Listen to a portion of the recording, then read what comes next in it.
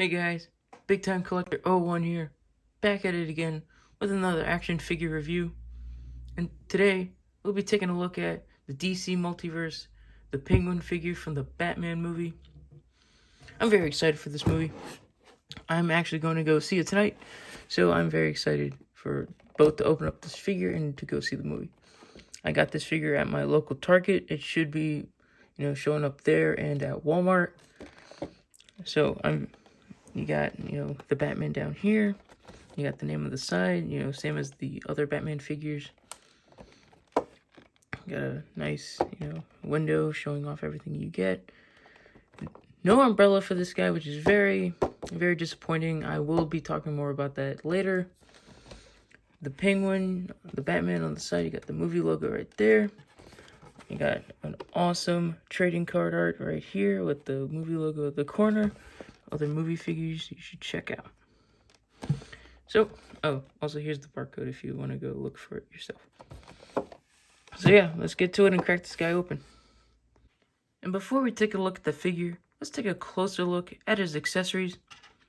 First of all, he comes with this basic DC Multiverse base. It would have been cool if they threw in the Batman logo for the movie instead of the DC logo. I think that would have been cool. Then he comes with a trading card. I like the image. Very dark though. I wish they brightened things up a little bit. If you can see, he actually, in the trading card, he does come with an umbrella. Hopefully you guys can see that. You kind of can see it on the floor there. But he actually doesn't come with one. I think that is due to the stupid gun mandate, where he comes with this finger gun instead.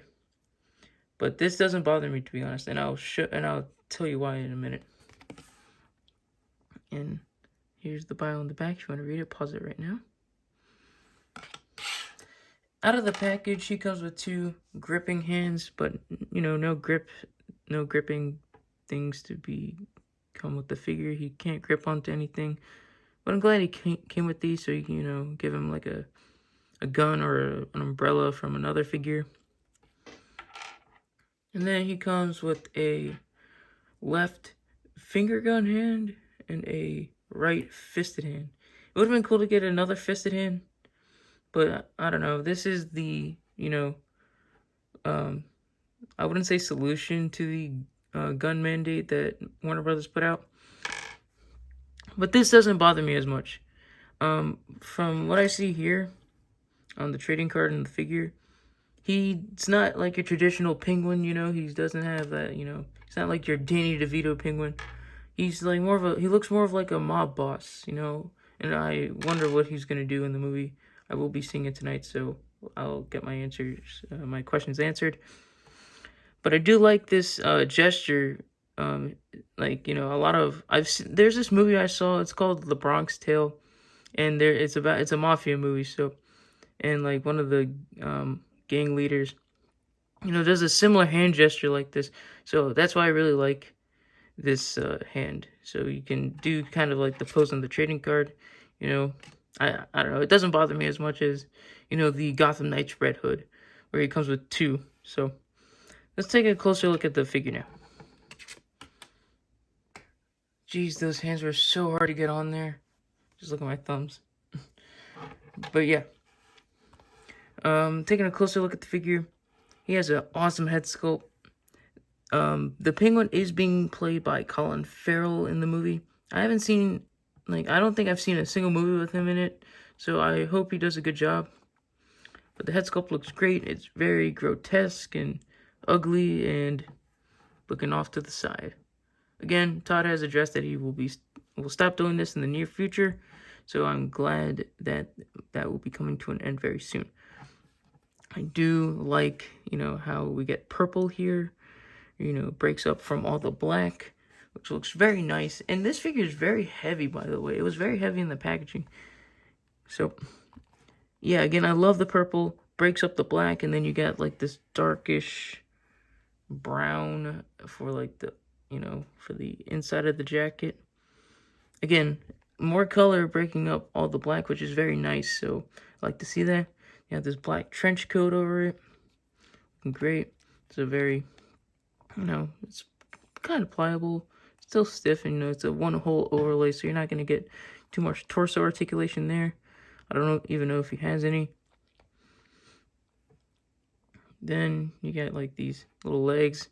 I find it funny how the knee articulation is super low because you can't really bend it high enough. So, but I can't really bend this. This is super stiff, and you'll see that in the articulation segment. But yeah, overall, very basic, just a dude in a suit. But that's why I really got this figure, because I just really like the overall look of this guy. And if you really wanted to, you could put him at a classic, villain display, and I'll show that off in the comparisons. So let's take a closer look at his articulation. Taking a closer look at his articulation, his head can look up that much, can look down that much, can look side to side, and you got some good pivot. But even with all that head articulation, he's still looking off to the left. His arms move up that much, they move down, they rotate 360. Single jointed elbow that comes into about that much. You can put them down, they can even, rotate. The wrists rotate as well, and they hinge. No torso articulation due to the big overlay, and if I could, pull off this jacket, you could probably see what the torso looks like, but you can't really move it as much. You can probably, you can't really, twist it. But then the legs kick out that much, they kick back.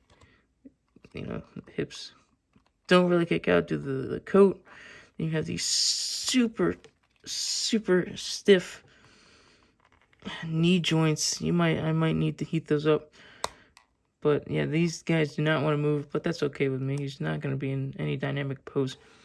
Then the ankles move down, they move up. You can rotate them, and they do have ankle pivot and toe articulation. Measuring this guy out, comes to around 7.25 inches tall. And putting him next to the only Batman movie figure I have, here he is next to the Robert Pattinson, the Batman figure. And I hope the movie's good, because I'm very excited to see it today. And if I like it, I may get the Riddler and Catwoman and maybe the unmasked variants of the other figures too. But these are really the only two I really wanted before seeing the movie. And I do want the Bat Cycle too. As you can see, with their side eyes, they're looking at each other now. And then throwing some comic-based Batman figures next to him. Here he is next to the Three Jokers Batman and the DC Rebirth Batman. Both from McFarlane Toys. And I think he fits in very well in a comic version, a comic display. That's the main reason I got him, so, you can have like a classic looking penguin. I just wish he came with an umbrella. That's really much it. And here he is next to some comic-based villains. Here he is next to the Three Jokers, the Clown, and the DC Rebirth Bizarro. Again, he fits very well with these guys. He's not your, super short, penguin, not your comic-based or Danny DeVito type penguin, but he still fits in very well. And again, this is the main reason I really got him, so you can put him next to your classic villains. And here he is up on the rotating base. It's a pretty good figure. Again, I mainly got him for, a comic display, and I think he fits in very well. I hope he does a good job in the movie, Colin Farrell. I hope he does a good job portraying the Penguin in the movie, because I can't wait to see it. This isn't really the most fun figure of all time, because, again, it's just a dude in a suit, and he doesn't even have the best articulation. But, again, what do you want from a guy in a suit? It's an alright figure. I don't know. It's just okay. I don't think it's the best, but I think it's pretty good. And so, I mean, there's not much for me to say about this guy. I do wish he did come with an umbrella. That's really my only gripe with this guy. Oh, and the side eye. But yeah, other than that, I did have a okay time with this figure. I hope you enjoyed this video, because I enjoyed this figure, and I will catch you guys in the next one. See ya.